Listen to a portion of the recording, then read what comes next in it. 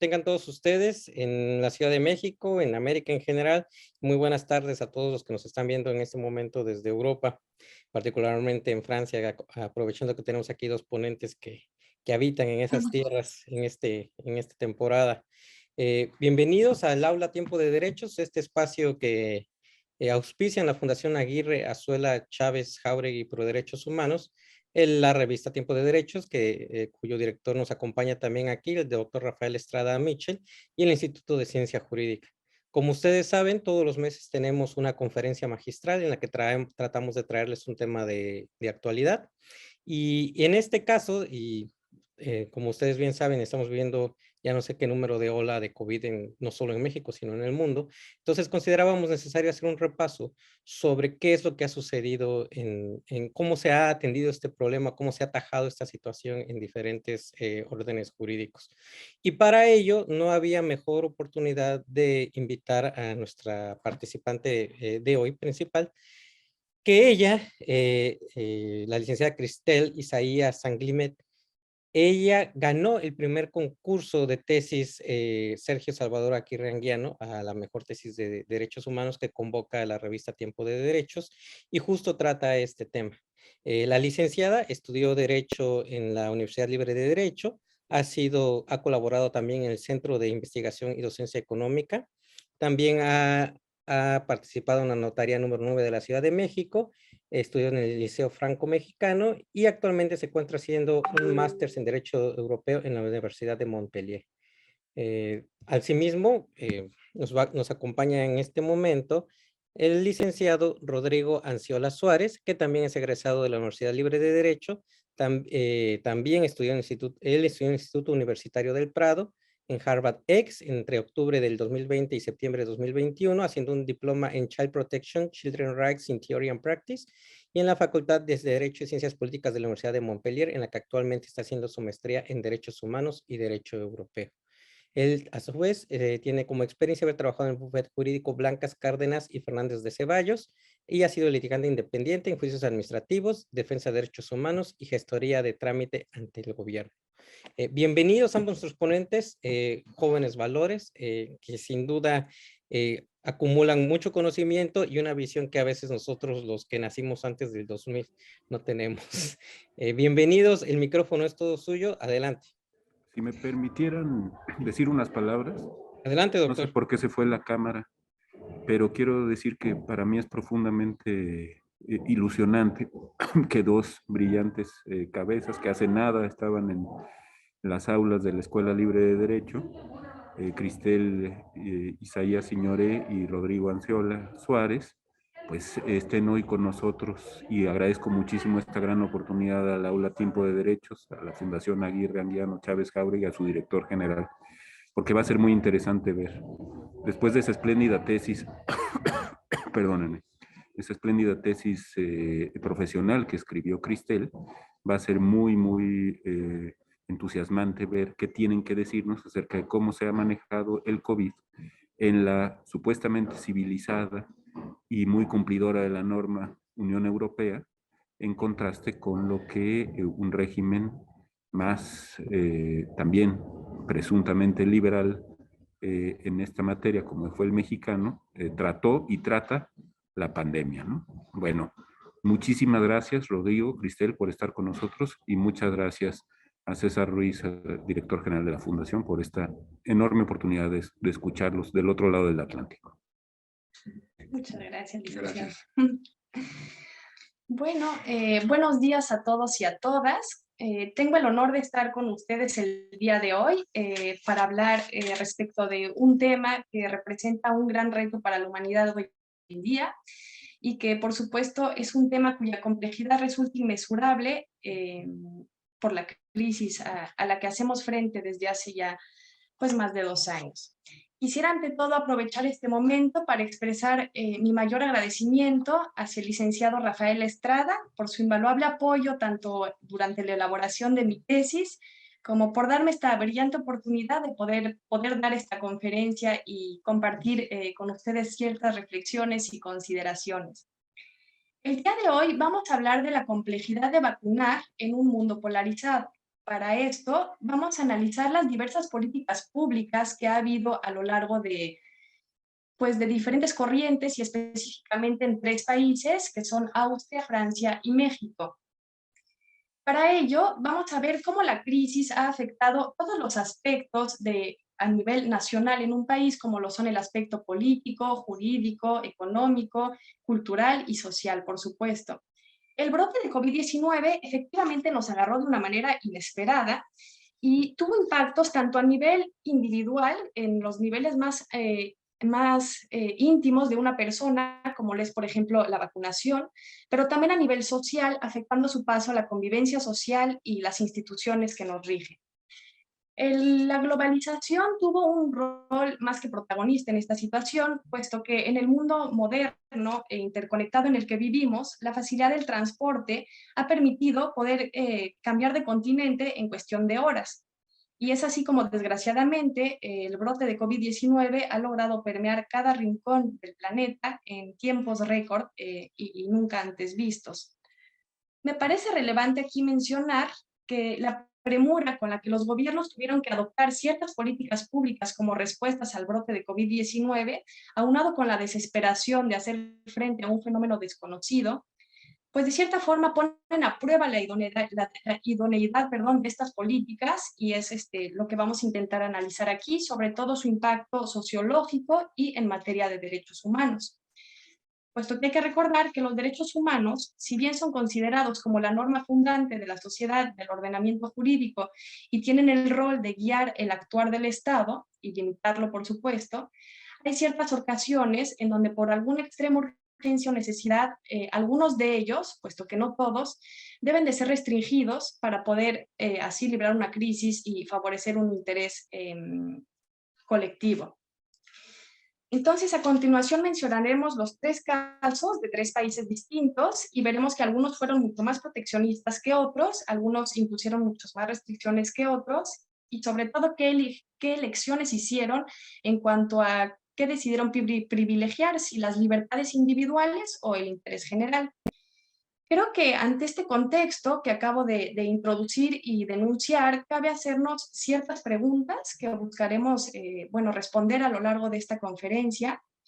La primera sería preguntarnos si la pandemia debe de ser considerada una excepción a este hecho de que los derechos humanos son quienes deben guiar y limitar el actuar estatal. O bien, ¿en qué medida se pueden restringir libertades individuales para buscar para favorecer un interés general?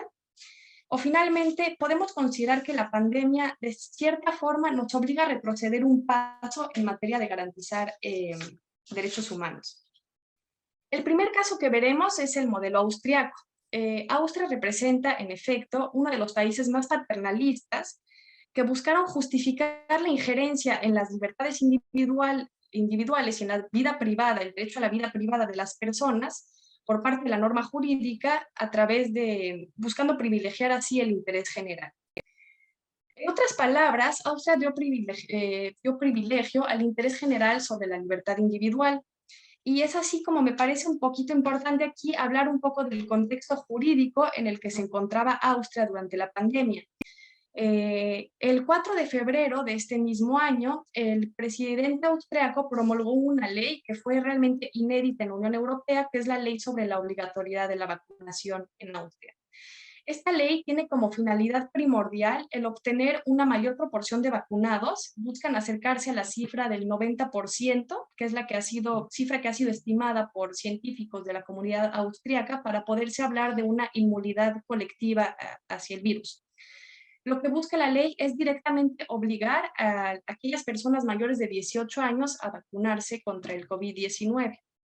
Aquella establece también muy considerables sanciones económicas que van desde los 600 euros hasta los 3.600 euros en casos de reincidencia para los infractores de la misma, y establece una particularidad que me parece importante recalcar e insistir sobre ella, que es el hecho de que el infractor de la ley puede ver su sanción redimida, es decir, nulificada, si se compromete a vacunarse en un plazo de 2 semanas siguientes a la infracción. Es decir, si una persona no quería vacunarse y por lo tanto era considerada infractora de la ley, debía de pagar una multa pecuniaria, pero al comprometerse a vacunarse, simplemente se anula la sanción. Y creo que esto es una prueba más que evidente de la insistencia que hace el Estado para buscar incentivar esta vacunación.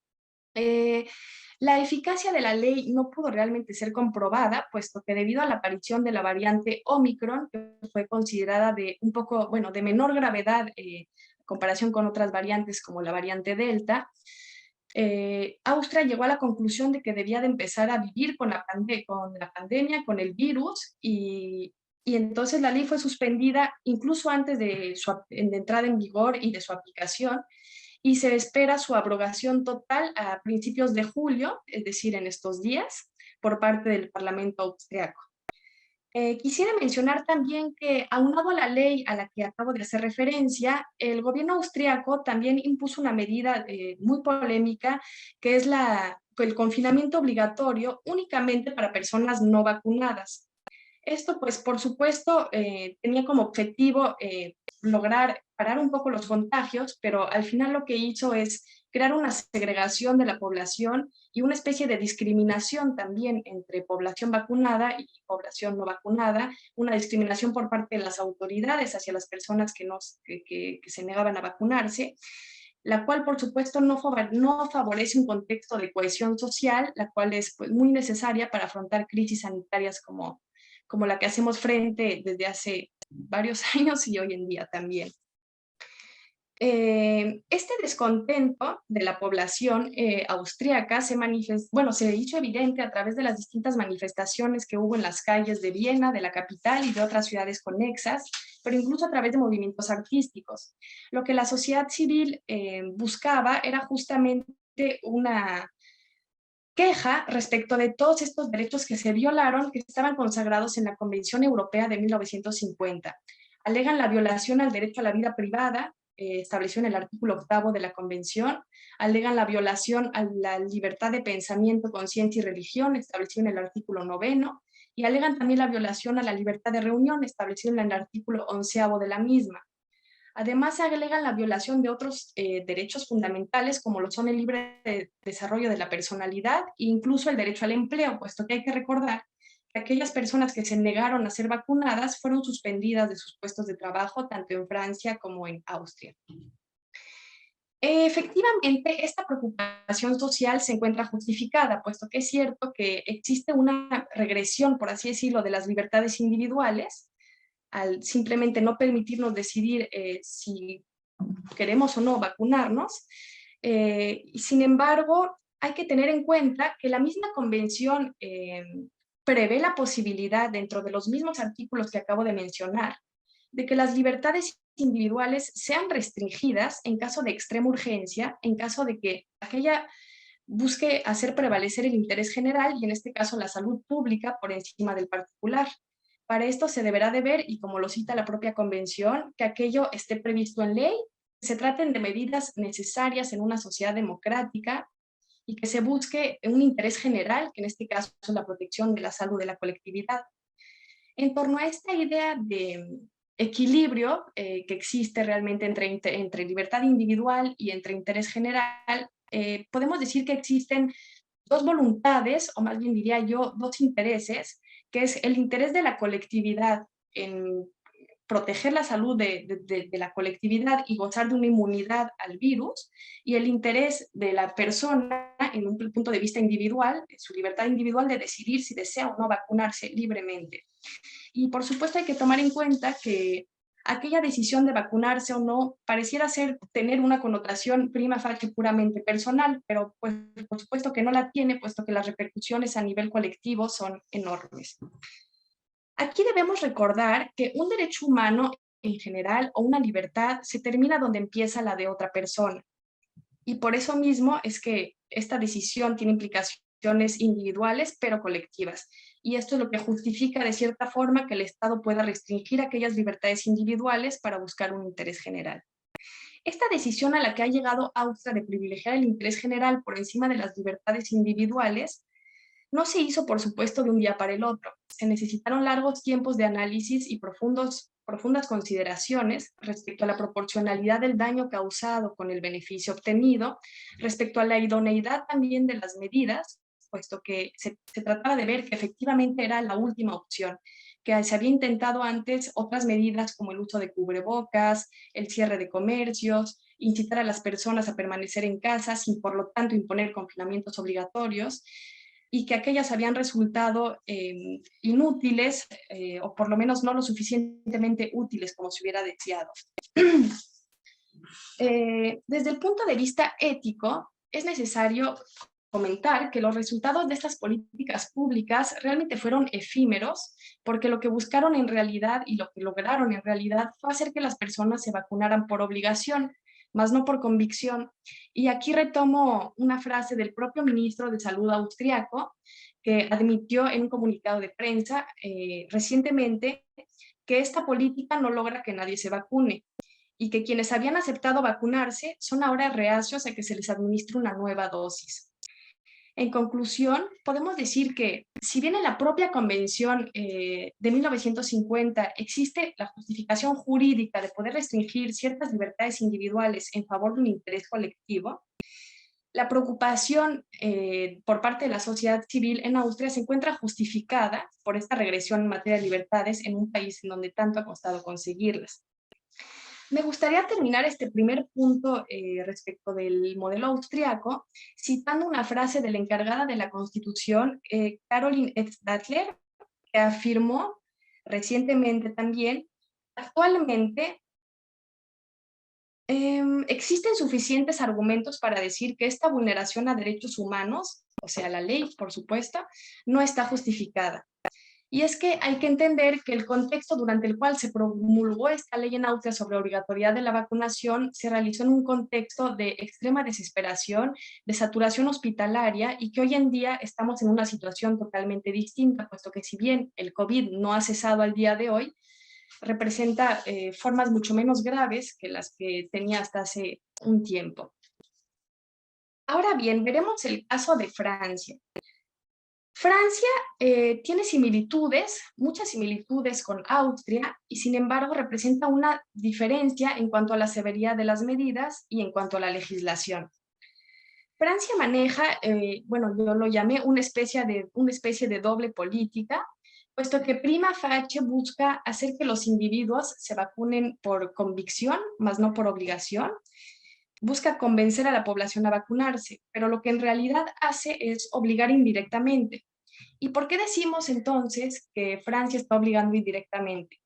Pues porque Francia ha impuesto desde el inicio de la pandemia y desde que se reunió el Consejo de Ministros para declarar el estado de emergencia sanitario, una serie de medidas muy estrictas, muy rígidas, que tienen la finalidad de modificar la vida de la población no vacunada, impidiéndoles realizar cualquier actividad no esencial, puesto que para cualquier actividad no esencial se requiere de la presentación de un pase sanitario. Estas medidas, y voy a citar algunos ejemplos, fueron, por ejemplo, confinamientos obligatorios que tuvieron lugar en todo el país en 3 ocasiones distintas, toques de queda, cierres de fronteras permanentes antes de pasar a un régimen de motivos imperiosos para poder entrar o salir del territorio, o exigencias de certificados de vacunación actualizados para poder viajar de igual manera, suspensión de empleos al igual que Austria para quienes se negaban a la vacunación. Y al igual que en Austria, la posibilidad de no ser sancionado si durante un control policíaco una persona era sorprendida con un pase sanitario falso o bien perteneciente a alguien más, siempre que el individuo accediera a vacunarse en las 2 semanas siguientes a la infracción. A todo esto surge entonces la pregunta del por qué Francia no legisló al igual que Austria respecto a la obligatoriedad de la vacunación. Y a esta pregunta se nos ocurren 2 posibles respuestas. La primera es, quizás los políticos franceses juzgaron más eficaz el hecho de castigar, por así decirlo, a la población no vacunada, impidiéndole la realización de cualquier actividad no esencial, como restaurantes, museos, teatros, bibliotecas, etcétera, que la imposición de una simple multa y una simple medida al final pecuniaria. Por otra parte, podemos decir que el hecho de que Francia decidiera no legislar respecto a la obligatoriedad de la vacunación puede deberse a que deseó preservar la imagen de un Estado que no restringe libertades individuales Y esto, bueno, resulta un poco paradójico pensando que las medidas sencillas son una restricción a estas libertades. Si nos interrogamos un poco respecto a cómo la sociedad civil francesa percibe estas medidas, vemos que lo perciben, y lo digo en palabras del exministro de Salud Olivier Véran, como una obligación indirecta disfrazada de incitación máxima. Desde un punto de vista sociológico, las manifestaciones y movimientos artísticos que se rebelan contra las injerencias estatales a las libertades individuales muestran una vez más la preocupación por una regresión en materia de libertades individuales en un país que desde 1789 ha mostrado esfuerzos para reivindicar las propias libertades individuales y los derechos humanos. Ante esta justificada preocupación social, cabe entonces hacernos la siguiente pregunta. Ante este contexto, ¿habría la posibilidad de invocar una objeción de conciencia respecto a la obligatoriedad de la vacunación? Y a esta pregunta existen dos corrientes de respuestas. Para ello, bueno, es necesario antes recordar que la objeción de conciencia es la negativa a cumplir con ciertos actos de autoridad cuando con base en opiniones filosóficas, morales, políticas, estas son en contra de las más íntimas convicciones de un individuo. Y bueno, cabe diferenciar obviamente la objeción de conciencia con la desobediencia civil, puesto que esta se trata de una acción puramente personal, más no colectiva, y que la objeción de conciencia es el triunfo del deber moral sobre el deber jurídico, a diferencia de la desobediencia, que es el triunfo del deber político sobre el deber jurídico. Están aquellos juristas que afirman que efectivamente puede invocarse en este caso la objeción de conciencia. Se basan en distintos argumentos. El primero de ellos es el hecho de que se encuentra prevista en el artículo 9 de la Convención Europea de 1950. El segundo recalca el hecho de que la obligatoriedad de la vacunación disfrazada de incitación máxima es contraria a las libertades individuales en una sociedad democrática. Además, se apoyan en una sentencia dictada por el Tribunal Europeo de Derechos Humanos el 8 de abril de 2021 en el caso Babrika versus República Checa. Este caso básicamente trata respecto de un niño a quien le fue negado su derecho de ir a la escuela porque sus padres se oponían a vacunarlos contra enfermedades infantiles declaradas obligatorias en Chequia. La Corte resolvió en un primer punto que la obligación de vacunar era un deber legal, mas no podía imponerse por la fuerza. En un segundo momento, puntualizó en que las vacunas obligatorias debían de ser aquellas cuyos efectos secundarios habrían sido estimados seguros y eficaces a largo plazo por la comunidad científica, lo cual recordemos que no es realmente el caso de las vacunas contra el COVID-19 que tenemos incluso hoy en día. Si recordamos, por ejemplo, el caso de la vacuna AstraZeneca, que fue muy polémico aquí en la Unión Europea. Finalmente, es importante saber que este caso representó un primer precedente en donde se permitió que se pudiera invocar la objeción de conciencia en un caso de vacunación, puesto que en el contexto francés, la objeción de conciencia, a diferencia de países como en Estados Unidos, únicamente habría podido ser invocada para casos del servicio militar, en donde pacifistas se negaban a integrar el ejército, o bien en el contexto médico únicamente se puede invocar en el caso de un médico que invoca la cláusula de conciencia para negarse a practicar un aborto. Entonces, pues partimos de una primera iniciativa de esta objeción de conciencia en materia de obligación de vacunación. Por otra parte, están quienes niegan la posibilidad de invocar una objeción de conciencia y se basan en lo siguiente. Dicen que al no ser legalmente obligatorio en Francia la vacunación, puesto que si bien se trata de una obligación indirecta, no hay ley en la materia como sí la hubo en Austria, no existe entonces motivo alguno para hablar de una injerencia en materia de libertades individuales. Además, argumentan la necesidad de ser comprensivos y entender que realmente estamos buscando un equilibrio entre interés general y libertad individual y que esta es la única opción para poder superar la crisis a la que hacemos frente. Agregan también que la ley en ciertos casos tiene esta característica de protegernos de nosotros mismos, lo cual se hace patente en estados paternalistas, pero también en otro tipo de estados. Y es ahí donde me gustaría agregar la reflexión de un profesor en Derecho de la Universidad de Grenoble en Francia, que menciona el hecho de negarse a la vacunación equivale a lo mismo que decir que no se está de acuerdo con la regla de imponer un casco al momento de conducir una motocicleta o de imponer el cinturón de seguridad al conducir un automóvil. Por último, quienes no son partidarios de la posibilidad de invocar la objeción de conciencia en este contexto, se apoyan en un precedente del 2002 del Hospital CHU Saint-Étienne en Francia, en donde se trataba de la necesidad de hacer una transfusión de sangre a una persona testigos de Jehová. Obviamente la familia se oponía a aquella transfusión y por lo tanto el Consejo de Ministros tuvo que resolver urgentemente autorizando esta transfusión con el siguiente argumento, diciendo que se trataba de un acto indispensable a la supervivencia del interesado y proporcional a su estado crítico. Al final, quisiera yo agregar que habría que también considerar el hecho de que resultaría quizás poco equitativo o no equitativo el hecho de que los objetores de conciencia no se vacunaran y no participaran a lograr el bien común que es la inmunidad colectiva, pero sin embargo sí gozarán de ella, sin haber participado a través únicamente del sacrificio de quienes accedieron a hacerlo. Habiendo concluido con lo anterior, me gustaría entonces, y me parece pertinente, citar una polémica frase emitida por el presidente de la República, Emmanuel Macron, que fue la siguiente: cuando mi libertad viene a amenazar a la de los demás, me convierto en un irresponsable. Un irresponsable no es un ciudadano.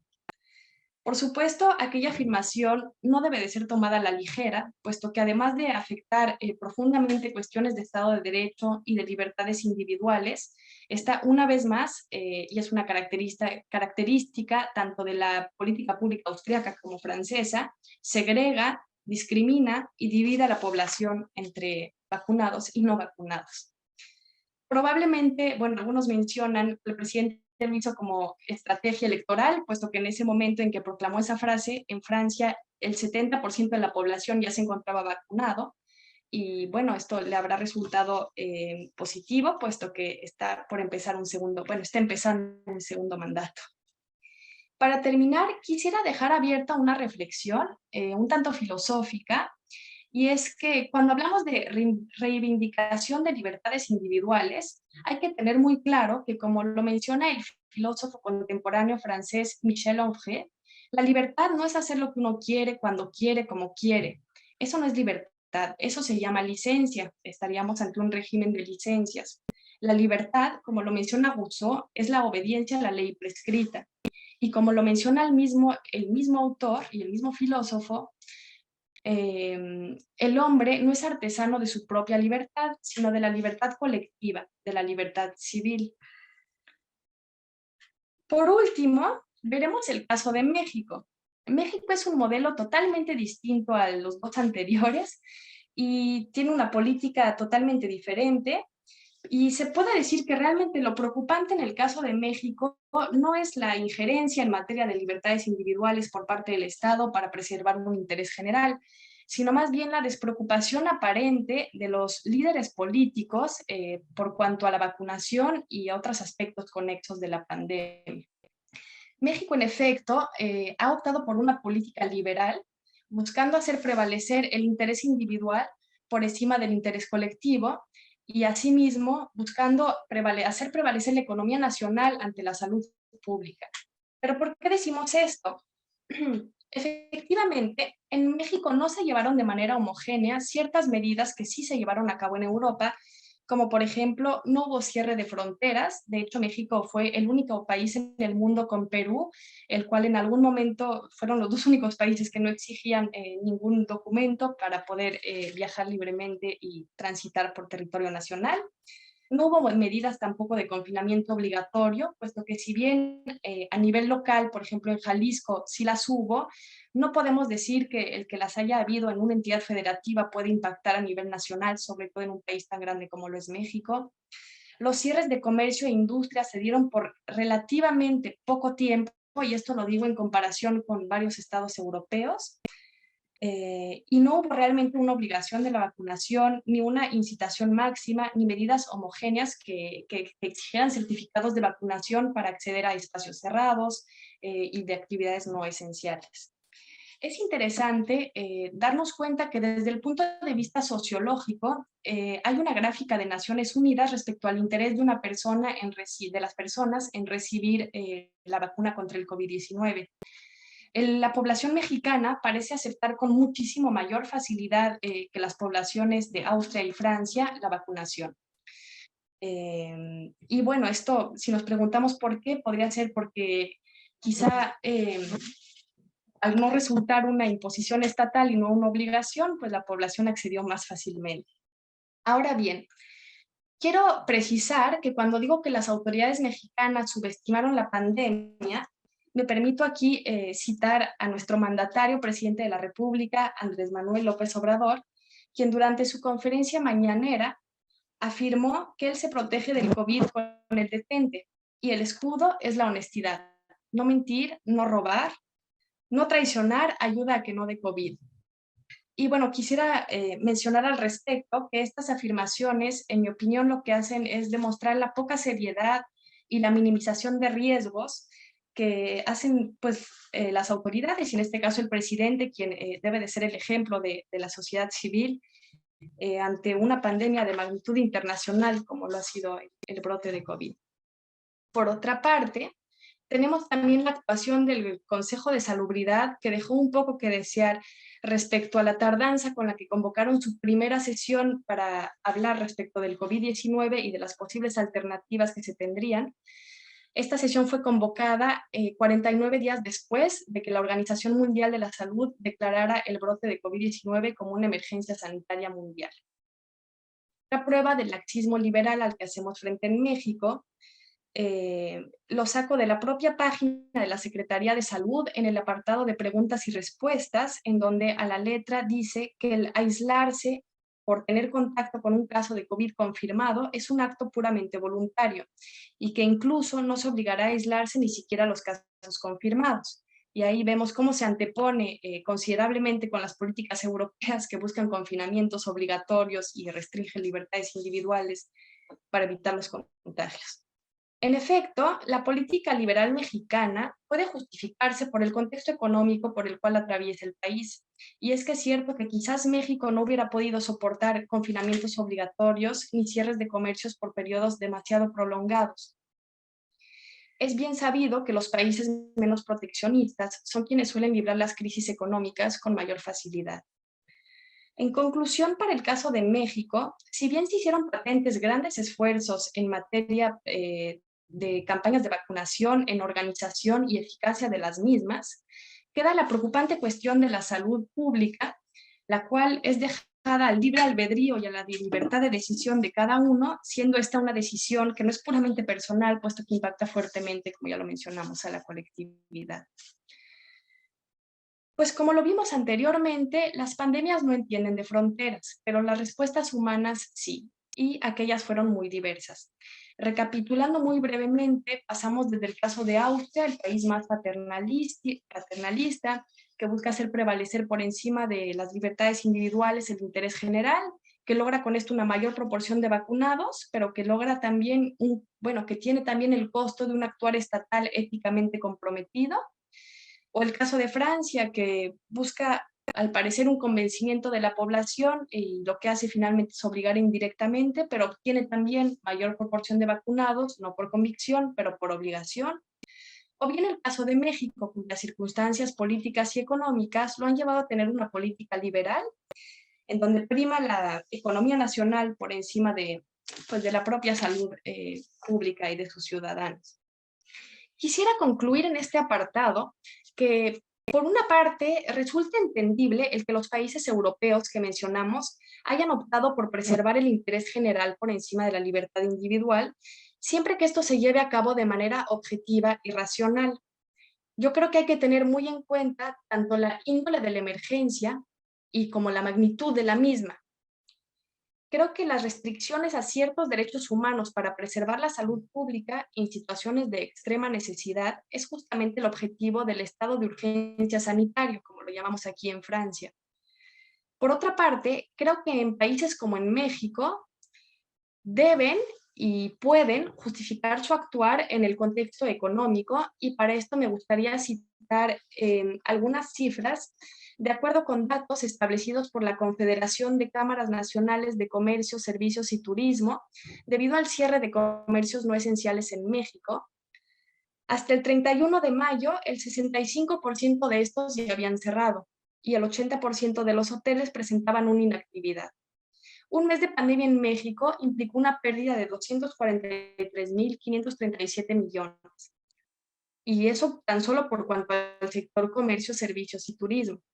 Las desigualdades en México también se hicieron presentes durante la licitación del gobierno a permanecer en casa. Y es ahí donde todos pudimos ver cómo había algunos quienes podían resguardarse sin ningún problema y otros quienes no podían hacerlo porque debían de salir a trabajar para dar de comer a sus familias.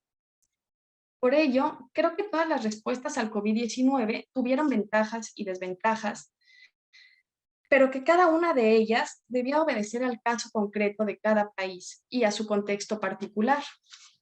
Si les parece bien, aquí dejo estas consideraciones y reflexiones en torno a los 3 modelos de políticas públicas.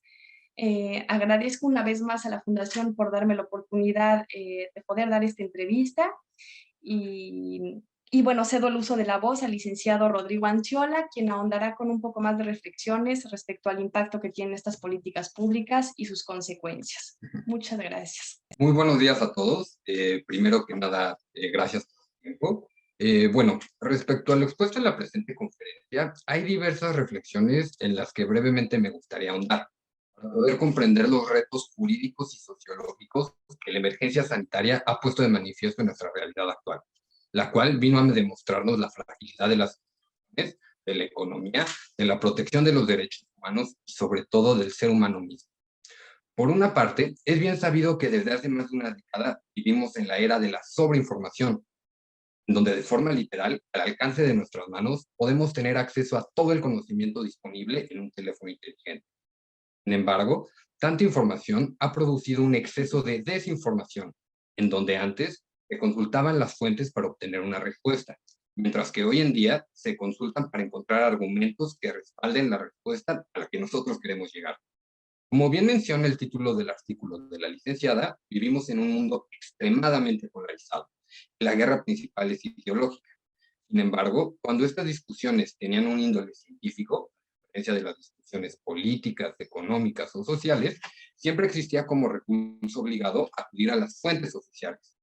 Pero, ¿qué sucede cuando las propias fuentes oficiales se contradicen entre sí? Mientras la Organización Mundial de la Salud indicó que era indispensable que los líderes políticos fueran un ejemplo sobre el uso del cubrebocas, el presidente López Obrador, en respuesta a lo anterior, dijo que él se guiaba por las indicaciones de los encargados de llevar a cabo la estrategia para evitar la pandemia en México. El doctor Gatell, que es quien le orienta, junto con el doctor Alcocer, mencionan que no es indispensable el usar cubrebocas, que hay otras medidas como la sana distancia y el cuidado a nosotros mismos. O, por otra parte, ¿qué sucede si la misma fuente oficial primero emite una información y posteriormente emite una contraria? Por ejemplo, como se mencionaba, la Unión Europea aprobó el uso de la vacuna AstraZeneca dentro de su limitado listado de vacunas seguras. Sin embargo, tiempo después su uso fue suspendido por la aparición de casos relacionados con trombosis y posteriormente volvió a ser autorizada. Otro supuesto en cuanto a otro supuesto aún más preocupante es cuando la propia fuente oficial emite información notoriamente errónea o hasta perjudicial, como fue el caso del presidente Trump, quien propuso inyectar de gel desinfectante a los enfermos de coronavirus. En cuestión de minutos, toda la comunidad científica y las propias empresas que desarrollan los geles antibacteriales informaron que esta propuesta supondría un grave daño a la salud, pudiendo ser hasta mortal. Estas tres situaciones las vivimos día a día al ser bombardeados de información en todo momento. Si bien es cierto que la propia comunidad científica fue la primera que no sabía con certeza enfrentaba, tuvo que combatir la enfermedad al mismo tiempo que iba entendiendo, también es cierto que la desinformación fue una de las principales generadoras de desconfianza hacia las políticas de vacunación, pudiendo entonces resaltar la importancia del derecho humano a la información, siendo esta veraz e imparcial. Como ya lo explicó la Corte Interamericana de Derechos Humanos en la opinión consultiva 5/85, antes de hablar de la obligación de divulgar información veraz e imparcial, es importante recordar que para efectos de su exigibilidad se están hablando de la transmisión de datos y noticias de carácter objetivo, y no respecto de la libertad de opinión, otra de las grandes dimensiones del derecho a la libertad de expresión. Por lo que solo una sociedad verdaderamente informada podrá ser capaz de escoger libremente sus decisiones y seguirá las directrices de las autoridades, no por coerción, sino por la confianza de que aquellas fueron tomadas por expertos en la materia, sobre todo porque hay una base científica que es conocida por la misma sociedad y que respaldan estas decisiones. Por otra parte, otro tema que se me hace muy importante mencionar es entender que en el mundo globalizado en el que vivimos, los retos a los que hoy en día se enfrentan las sociedades y también los derechos humanos no conocen de fronteras políticas, ya la licenciada. Diversos son los casos en donde esto es evidente, como el cambio climático, la contaminación medioambiental, el narcotráfico, y en este contexto también debemos de mencionar una emergencia sanitaria. Respecto a esta cuestión, podríamos mencionar diversos aspectos para justificar la necesidad de un orden transnacional en una situación de pandemia, integral, objetivo, científico, no politizado ni polarizado, que entienda que más allá de la soberanía misma de los estados, se encuentra primero la salud y el bienestar de los individuos quienes los conforman, sin hacer distinción en su nacionalidad. Pero en el caso concreto de la vacunación, lo que pudimos observar fue una distribución completamente desigual entre las vacunas por parte de los países. Si bien la alianza COVAX tenía la finalidad de buscar que todos los países que formen parte de este mecanismo, independientemente de sus niveles de ingresos, tuvieran el mismo acceso a las vacunas, con el tiempo pudimos observar que esta iniciativa no contó con el apoyo necesario para su funcionamiento. En primer lugar, por la falta de financiación que necesitaba, y en segundo lugar, porque los países más desarrollados decidieron optar por comprar directamente las vacunas a las farmacéuticas, parando totalmente el mercado de las mismas. Para mediados del 2021, se estimaba que cerca del 90% de los habitantes en casi 70 países de bajos ingresos tendrían pocas posibilidades de vacunarse, mientras que en ese mismo momento, otras naciones como Canadá ya habían comprado suficientes dosis para vacunar 5 veces a su población. Y como se mencionaba, una crisis sanitaria como la que vivimos no es una cuestión que se da aisladamente en cada estado, ya que esta distribución desigual de dosis, lo único que ha generado es que el virus continúe propagándose y mutando. Los países ricos vacunaron a sus poblaciones y a su vez permitieron que el virus siguiera propagándose en otros lugares, porque finalmente descubrieron que no estaban protegidos por las cepas más nuevas que iban surgiendo. Por lo que en un contexto como el que hemos vivido, es indispensable resaltar la importancia de la universalidad de los derechos humanos y sobre todo del derecho humano a la salud, sin distinciones. Curiosamente, pudimos observar que en los países más desarrollados donde hubo una gran disponibilidad de dosis, fue donde hubo más gente que se encontraba reacia a recibir una vacuna. Mientras que en los países donde las dosis eran limitadas, las personas buscaban con mayor interés ser vacunados. Es la propia naturaleza del ser humano. Pero bueno, por otra parte, finalmente me gustaría resaltar la importancia de lo que considero la esencia del presente artículo. ¿Hasta qué punto los derechos humanos pueden verse limitados al momento de hacer frente a una emergencia sanitaria? Como abogado defensor de los derechos humanos, tengo la firme convicción de que la dignidad humana debe de ser el punto de partida en todo momento. De ella se desprenden los valores máximos, son la libertad y la igualdad. Estos valores se desarrollan en cada uno de los derechos humanos. Asimismo, pienso que el derecho humano de un individuo tiene mayor jerarquía que cualquier decisión democrática. Rayoli. Sin embargo, la pandemia nos ha hecho ver que por más desarrollados que se encuentren los ordenamientos jurídicos respecto a la protección de estos derechos, siempre se verán superados por el mundo fáctico, el mundo real. Y solo en situaciones de extrema gravedad, los derechos humanos pueden y deben limitarse, siempre de forma proporcional y teniendo muy presente el respeto a la dignidad, para preservar la propia existencia humana, en su aspecto individual así como colectivo. Un desplazamiento forzoso a todas luces se considera como una violación flagrante de los derechos humanos, pero debe de considerarse como tal si en dicho lugar hay una amenaza de bombardeo en un conflicto armado. Un confinamiento forzoso o restringir la libertad de reunión es una clara limitación a los derechos humanos, pero debe de ser considerada una violación a estos si se está dando un colapso en el sistema de salud. La propia Constitución Política, en su artículo 29, establece de forma muy clara los lineamientos para limitar o suspender derechos, un estado de excepción.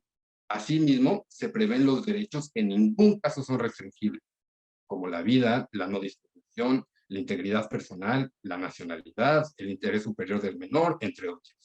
Entendiendo la propia Constitución, en situaciones excepcionales, la limitación de estos derechos es la única forma de preservar la vida del Estado o la vida misma de los individuos que lo conforman. Por lo que podemos concluir, frente a esta situación que hemos vivido, el Estado mexicano buscó respetar la protección de los derechos humanos sin distinción alguna. Sin embargo, al momento somos el quinto país con más muertes en el mundo, según datos oficiales. Y habrá quienes piensen que estas muertes son ínfimas respecto a la población total del país. Sin embargo, como mencionaba anteriormente, la vida de un solo individuo, un padre o madre, un hijo, un hermano, tienen un valor mayor a las decisiones, la economía, ciertos derechos de la comunidad. Y esto no es una cuestión jurídica, sino es una situación de empatía. Muchas gracias por su tiempo.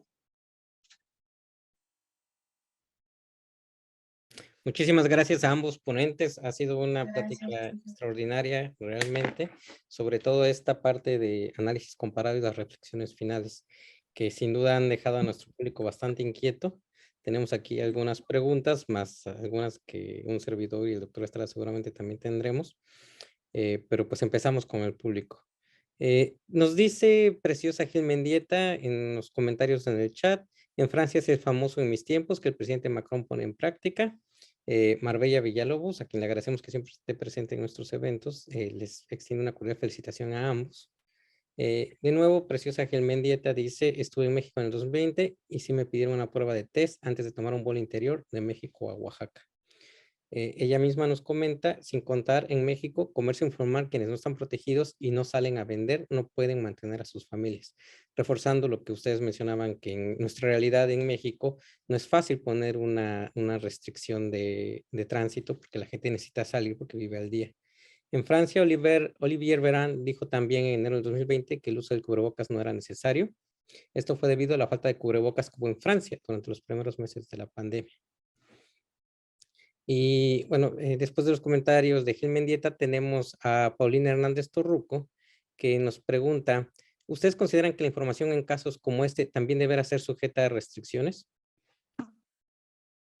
Claro.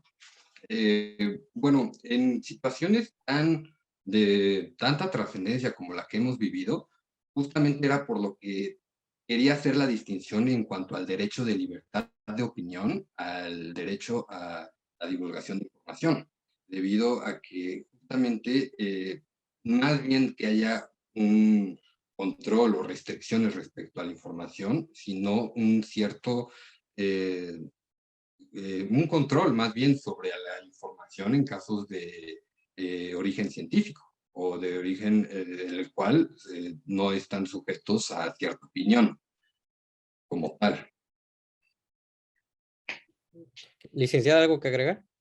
No, iba a decir, quizás sí, lo que buscamos resaltar en este tema es la falta de fiabilidad, por así decirlo, en las fuentes que tenemos hoy en día debido a la sociedad de la información en la que vivimos. Y yo no llamaría tal vez sujetarle información a restricciones, sino únicamente tal vez determinar con base a criterios objetivos qué fuentes se pueden considerar más fiables que otras o qué fuentes pueden ser consideradas fiables. Y bueno, eso básicamente.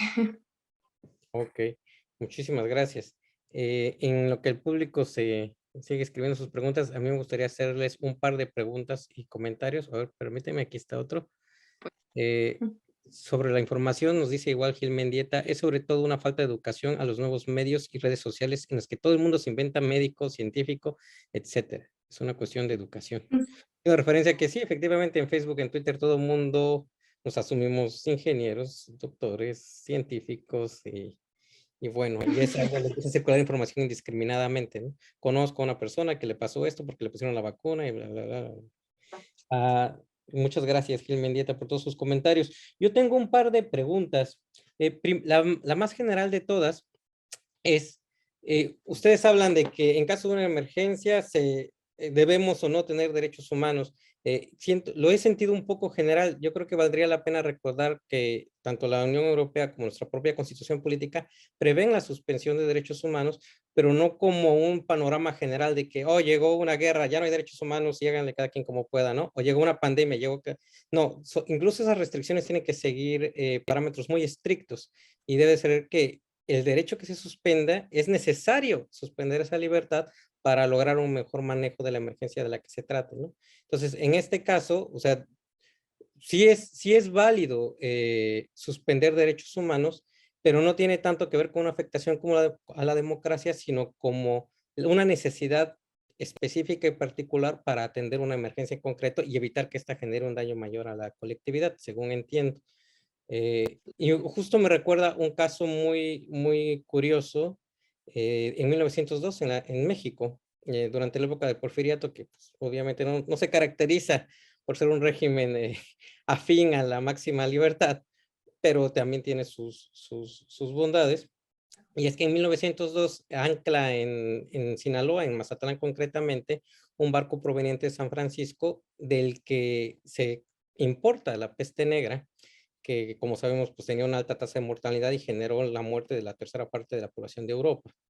En cuanto Porfirio Díaz tiene conocimiento de esto, lo que hace es manda acercar la ciudad, evita que la libertad de tránsito, obviamente, nadie puede entrar ni salir del puerto, incluso decomisan animales que consideran que tuvieron contacto con el virus, los queman, sacan a la gente de sus casas, incluso cerraron pozos, o sea, hicieron una serie de medidas que hoy podemos considerar en el contexto actual, 100 años después, como invasivas a las libertades y a los derechos. Pero en el panorama más general, evitó que la pandemia se expandiera a todo el territorio nacional y se tuvo un control de la misma, aún en ese territorio, en un espacio de 3 meses, muy distinto a lo que pasó en otras partes del mundo.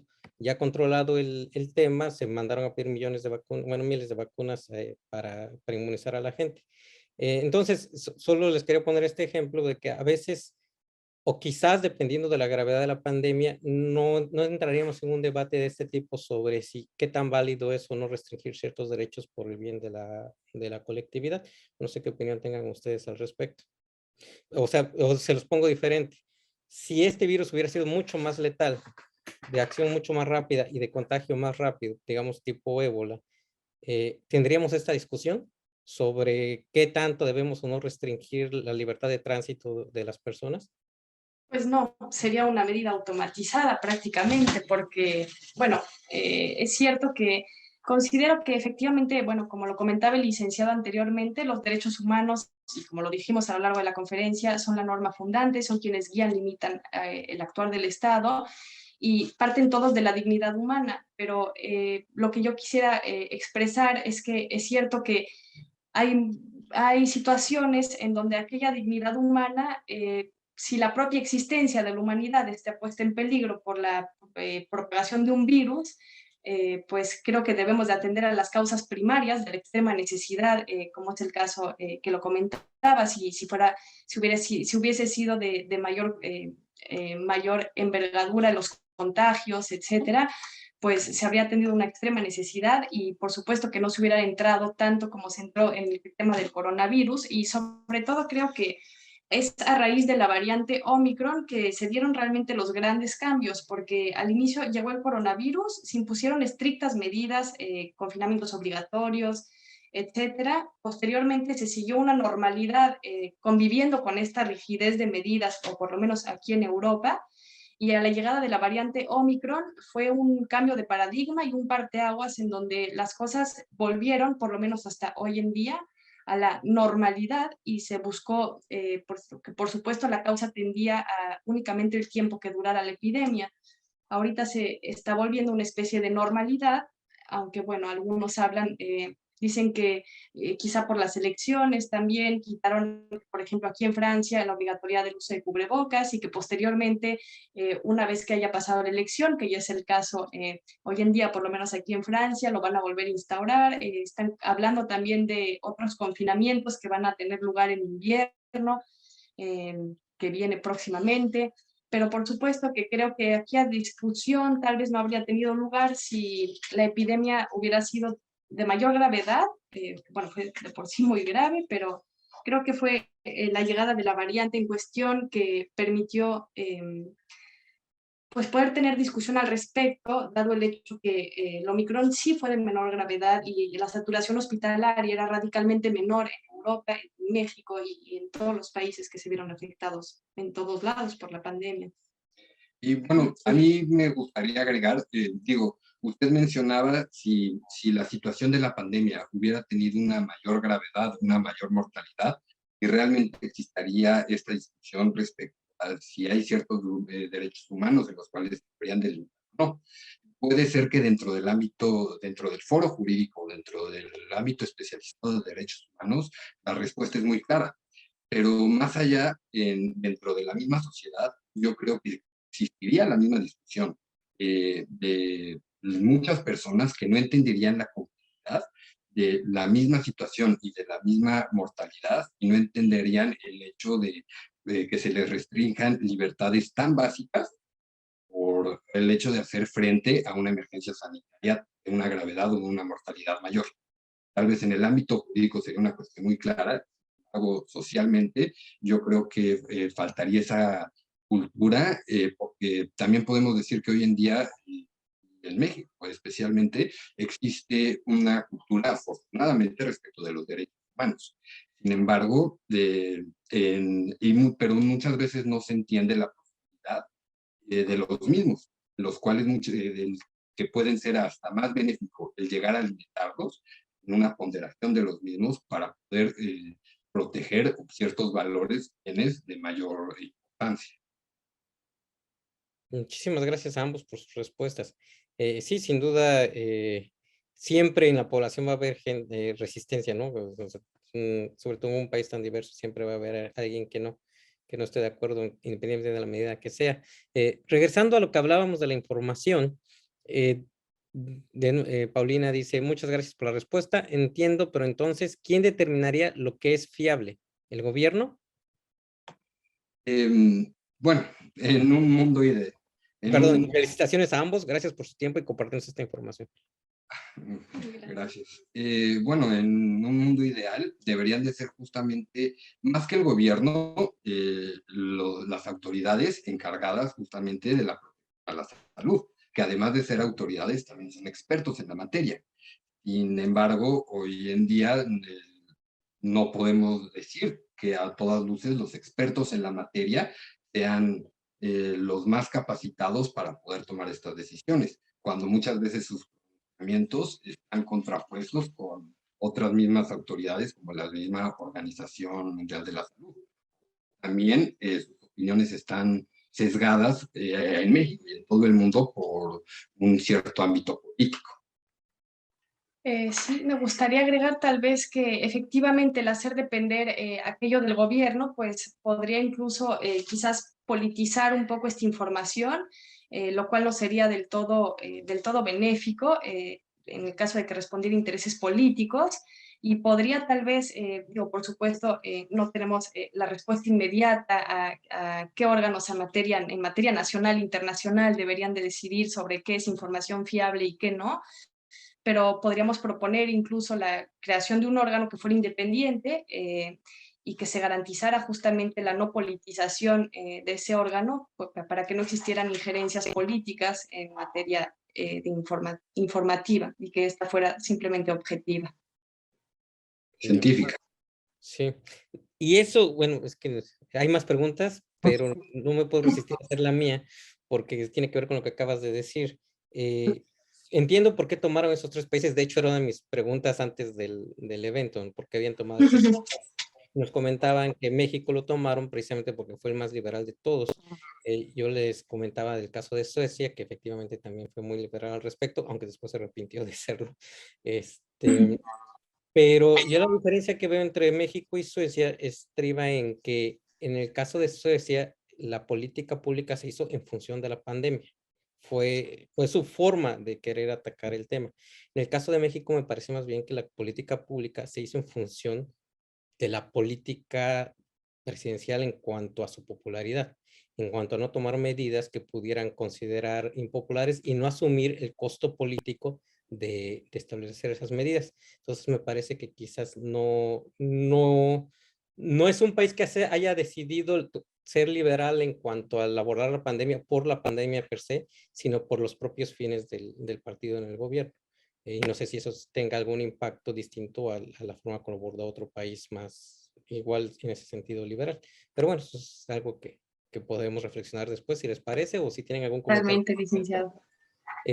Y mientras nos dice Marcos Perafán, justo ese es el punto. En México tenemos un modelo bastante pobre sobre las acciones generales y obligatorias de carácter sanitario y en qué casos se deben restringir derechos.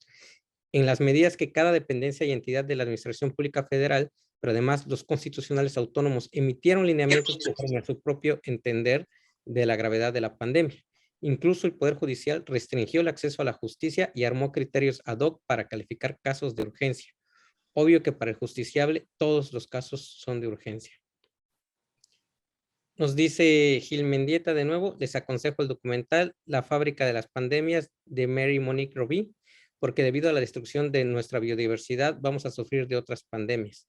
Cierto que la ecología es considerado como una preocupación de países ricos, pero si no luchamos para preservar los espacios de la fauna y flora que queda, no será la última pandemia. Lo que hace falta en México son servicios hospitalarios públicos de calidad que contribuyan a la protección de la salud de la población mexicana. Están en una situación catastrófica, de lo que oigo por mi familia y más.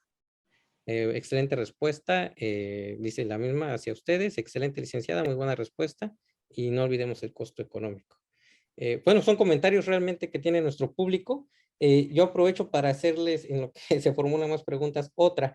Mencionaban ustedes que tanto en Austria como en Francia se crearon dos tipos de población, ¿no? Los vacunados y los no vacunados, y que eso producía discriminación. Justo a mí me llama la atención, y quiero hacer un paréntesis nada más aquí. Obviamente nosotros estamos orgullosos de este trabajo, pues ganó el primer premio a nuestro concurso Sergio Salvador Aguirre Anguiano. Lo único que estoy haciendo ahora es tratar de encontrar matices en los que podamos profundizar, pues para tener un análisis un poco más profundo para nuestro auditorio.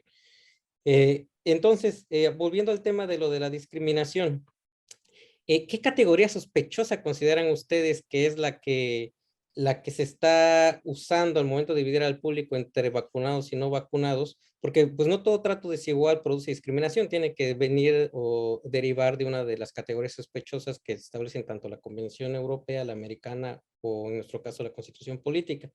Y si realmente en un contexto en el que el vacunado abona al bien colectivo, no solo en el sentido de que genera una inmunidad de rebaño, sino que además beneficia al gasto público, porque al haber menos enfermos va a haber menos gastos en el hospital, menos saturación y más acceso a una salud, a servicios de salud. ¿En ese contexto realmente podemos hablar de que existe discriminación o que existe una población que sí está comprometida con el colectivo y una comunidad que no, que entonces sí justifique ese trato desigualitario? Bueno, hablando de categorías sospechosas en específico, quizás podríamos situarlos en las creencias, puesto que finalmente bueno, está dentro de la libertad de cada individuo el hecho de, y relacionado con las propias creencias íntimas de cada uno, el hecho de aceptar ser vacunado o no. Pienso que, y cuando digo, bueno, la palabra discriminación, sé que tiene una connotación fuerte, pero es que creo que, pues sí, que hay una verdadera segregación y que hay una verdadera discriminación, y quería justamente decir la palabra de una connotación tan fuerte como la discriminación, denotar justamente esta brecha tan fuerte que ha dividido a la sociedad, tanto en Austria como en Francia, y que, bueno, en México lo es por distintas razones, pero que no ha habido esta segregación de la misma manera que lo vivimos aquí en Europa. Bueno, a mí me gustaría agregar, justamente hablando de esta palabra, la no discriminación, la podemos entender como el otro lado de la moneda del valor jurídico fundamental, que es la igualdad. Y como la licenciada mencionaba, en el caso del ordenamiento austriaco, llegaron a tomar medidas respecto a las condiciones personales, si estaban o no estaban vacunados. Medidas las cuales tenían responsabilidades multas que llegaban a 60,000 pesos, la incidencia de no estar vacunado, y a diferencia de Francia, en donde el confinamiento fue general, el hecho de establecer un confinamiento, aquellas personas que no estaban vacunadas, conforme tal vez a sus creencias, que habían optado por no vacunarse o no seguir esa pauta. Digo, dejando de lado completamente todos los casos en los cuales por cuestiones de salud, por embarazo, etcétera, no se recomendaba vacunar, hacer esa distinción entre de los no vacunados o vacunados a poder salir a las calles era una medida que yo podría considerar discriminatoria. La limitación de los derechos humanos, bueno, como usted mencionaba, justamente en el artículo 29 establecen los lineamientos muy claros para un estado de excepción. Y justamente decían que se menciona el artículo que estas medidas deben ser de forma general. Sin embargo, establecerlos a nada más a una parte de la población, haciendo esta distinción entre de vacunados o no de vacunados, a diferencia del caso francés, lineamiento general para toda la población, es donde se puede hablar de cierta discriminación. Sí, entiendo su punto. Nada más me llama la atención, o sea, dices una medida general. Sí, es a todos los que no estén vacunados. ¿Por qué? Porque todos los que no están vacunados pues, son transmisores latentes del virus, ¿no? Pueden propagarlo eventualmente, en teoría, ¿no? Porque también, esa es otra pregunta que les quería yo hacer. En los 3 países podemos hablar que eran contextos similares, había la misma disponibilidad de vacunas, estábamos hablando de la misma vacuna para empezar, porque no, al menos entre Austria y Francia quizás sí, no estoy seguro, porque tampoco sé en qué tiempo lo están analizando, pero con México seguramente también había muchas diferencias ahí, ¿no? Entonces me gustaría conocer un poco más cuáles eran las diferencias de contexto entre los 3 países analizados. Sí, efectivamente las vacunas no fueron las mismas. Bueno, en Francia y en Austria sí. Hubo grandes polémicas respecto a ciertas vacunas en la Unión Europea que fueron autorizadas, después desautorizadas y después vuelto a autorizar. Pero las diferencias con México residieron también en la disponibilidad de dosis de vacunas, puesto que obviamente Francia y Austria tuvieron vacunas disponibles mucho más fácilmente que en México. El contexto económico también radica en una gran diferencia y el contexto de saturación hospitalaria fue básicamente el mismo en los 2 países, pero en momentos distintos. Recordemos que América tuvo una ventaja temporal en la aparición del brote de COVID-19, que inició obviamente en Oriente y posteriormente pasó a Europa y vino a México 2 meses después, de manera, bueno, a gran escala, 2 meses después de que había iniciado ya aquí en Europa. Entonces, sí, bueno, realmente los contextos son totalmente distintos. Es cierto que, pues, realzar lo que comentaba el licenciado Rodrigo anteriormente respecto a que aquí en México, bueno, más bien en México, la gente era mucho menos reacia a vacunarse cuando existían menos dosis de vacunas y aquí, pues, eran mucho más reacios a vacunarse, incluso teniendo disponibilidad de vacunas. Y bueno, no sé si tenga algo que agregar respecto a... Pues sí, los contextos en cada país eran muy diferentes. Sin embargo, y las respuestas de cada uno de los gobiernos no se pueden esperar que hayan sido de un mismo sentido.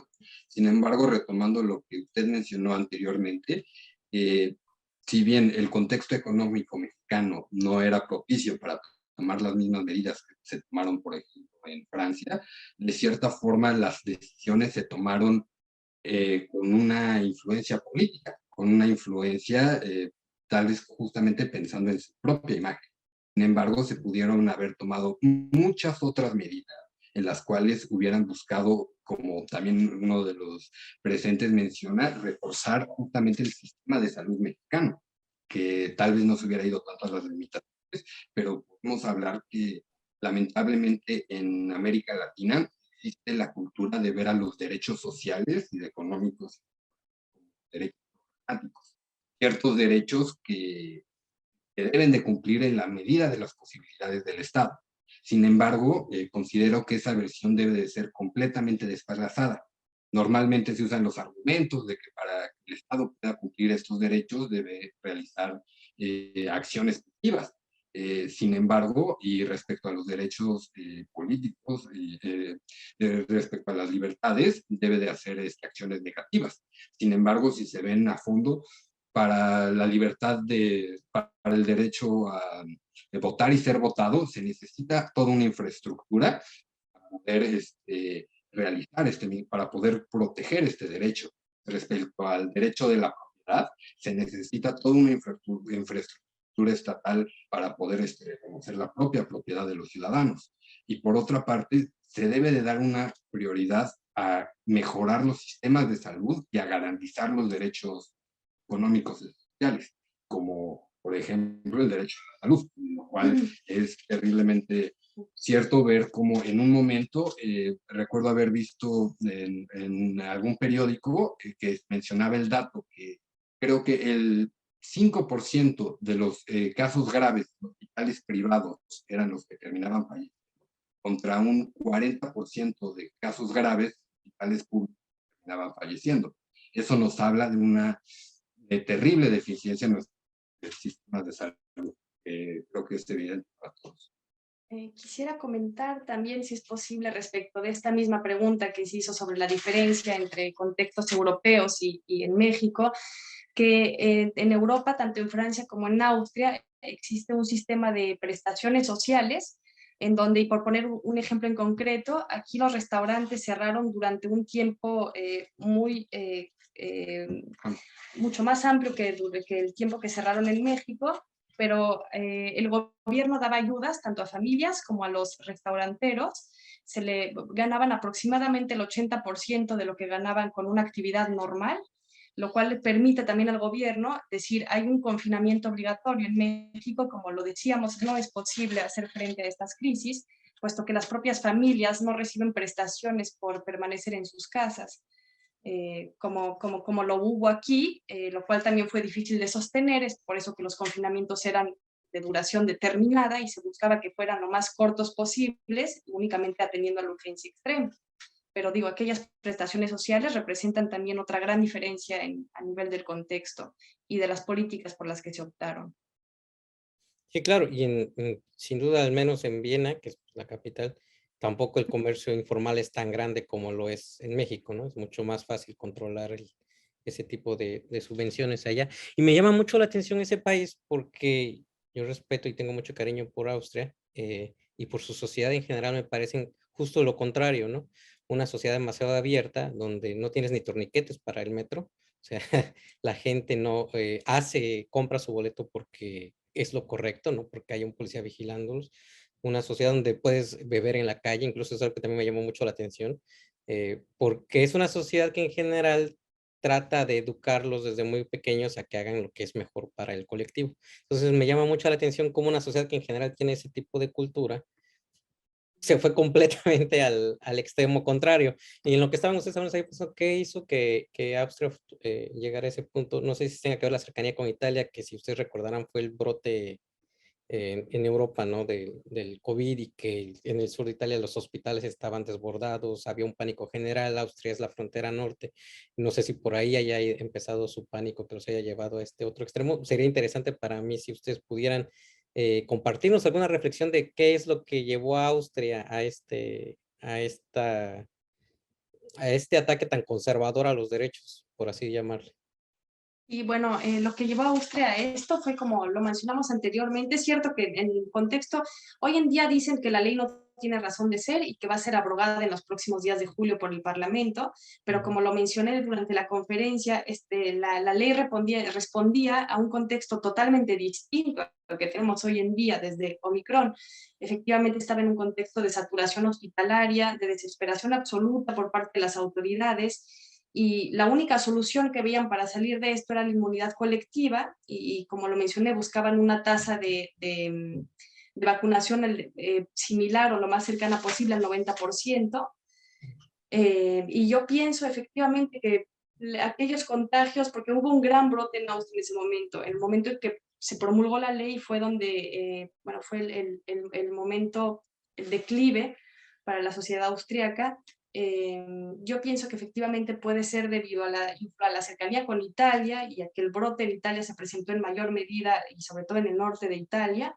Podemos pensar que de ahí vinieran todos los contagios, al recordar también que pues Europa, el espacio Schengen, a ver, libertad de circulación, es mucho más fácil la propagación del virus y por eso en general Europa suele tener medidas más o menos homogéneas para contrarrestar al mismo. Bueno, me gustaría agregar, justo a su pregunta, como la licenciada mencionaba, en un primer momento Austria optó por medidas muy parecidas a las que existieron en México en un primer momento. El uso de cubrebocas, sana distancia, medidas que podríamos llamar laxas en comparación con las que hicieron desde el principio el resto de Europa. Sin embargo, en el momento en el cual vieron que todas estas medidas no funcionaron, estaba dando una saturación en los hospitales, cuando optaron por cambiar, como usted dice, justamente la acción de la política pública la pandemia y se fueron al otro extremo, siendo el único país de Europa que dio una ley de obligatoriedad para la vacuna. Muchísimas gracias. Me quedan muy claros sus respuestas. Les agradezco muchísimo su paciencia. No, valdría la pena, no sé si en una conversación más adelante también analizar algún país asiático, cómo afrontaron ellos esta pandemia, precisamente porque es una cultura, finalmente nosotros, Europa y América, no somos tan diferentes culturalmente, ¿no? Entonces sería interesante ver cómo un país asiático, cómo un país africano abordó este tema y nos encantaría tenerlos de nuevo en la pantalla, pues para podernos explicar esto que desafortunadamente parece va para largo con la, no sé qué ola llevamos ya aquí y allá. Doctor Estrada, no sé si usted tendrá alguna pregunta.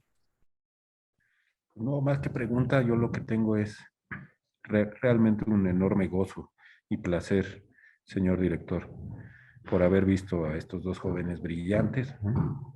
Tuve oportunidad de examinarlos, pero ahora les hubiera puesto, como dice la tradición de la libre de derecho, 3 superiores, con mención honorífica. Pero bueno, lástima que llegó un año después o 2 años después el examen. De todas formas, felicitar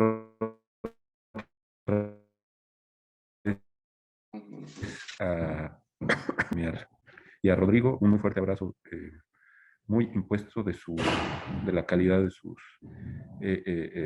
sus observaciones allá en el viejo continente. Muchas gracias.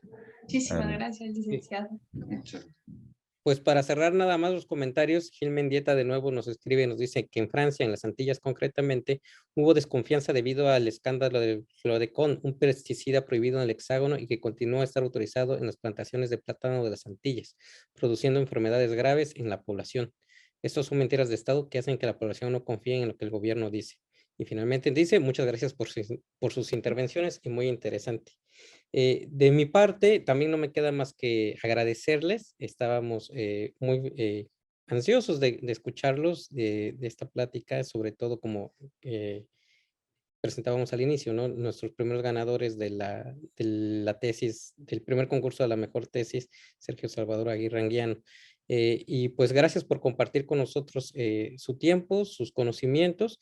Les vamos a hacer llegar un diploma que en este momento ponemos en pantalla, un reconocimiento por su excelente participación como ponente en esta conferencia magistral a la licenciada Cristel Anne María Isaí Signoret, así como Muchas gracias. se los haremos llegar físicamente hasta allá, no se preocupen, así como también al licenciado Rodrigo Anzuela Suárez. Muchísimas gracias a ambos, ha sido una extraordinaria plática. Felicidades también, son unos abogados extraordinarios y nosotros les auguramos un gran futuro y será un placer seguir colaborando con ustedes y seguir su trayectoria. Muchísimas Gracias. gracias. Y a nuestro público solo recordarle que pues ya saben, estamos aquí en nuestras redes sociales para que puedan estar atentos de nuestros siguientes eventos. En Facebook, Revista Tiempo de Derechos, en Twitter, @DerechosTiempo, en Instagram, Tiempo Derechos, en los que pueden ver pues nuestro calendario de actividades. Este mes tuvimos ya el honor de tener la conferencia magistral con los licenciados. Vamos a tener también nuestro conversatorio internacional la próxima semana, el día 13, y vamos a tener, como todos los jueves, nuestro programa los criterios del Poder Judicial, que el día de mañana justamente, y gracias a esta conferencia dijimos, tenemos que tener la semana consistente, vamos a hablar sobre el arrendamiento y sus efectos en la pandemia. ¿Existe o no el derecho a que un arrendatario pueda reducir el pago de sus rentas o pueda tener una suspensión de pagos debido a esta situación de fuerza mayor? Los esperamos el día de mañana en punto de las 6:30. De nuevo, queridos licenciados, muchísimas gracias por acompañarnos. Doctor Estrada, es un privilegio que esté usted con nosotros como siempre y pues a todo nuestro público le deseamos un excelente día. Hasta luego. Gracias por tu Muchísimas tiempo. Adiós. gracias. Hasta luego.